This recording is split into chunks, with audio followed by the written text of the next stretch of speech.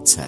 তাহলে হঠাৎ করে যদি কোনো বিড়াল আপনার কাছে আসে, তাহলে সেটা কি শুধু একটা মিষ্টি মুহূর্ত?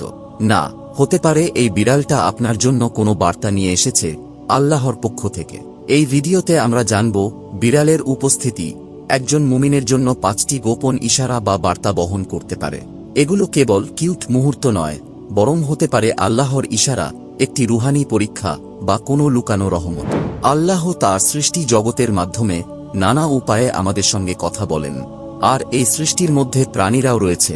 তাই পরের বার যদি কোনো বিড়াল আপনার দিকে এগিয়ে আসে অথবা চুপচাপ এসে আপনার পাশে বসে পড়ে, তখন একবার থেমে ভাবুন, আল্লাহ কি কিছু বোঝাতে চাইছেন? চলুন জেনে নেই 5টি গোপন বার্তা, যেগুলো আপনি কখনোই এড়িয়ে যেতে পারেন না। প্রথম বার্তা, এটি একটি রহমত।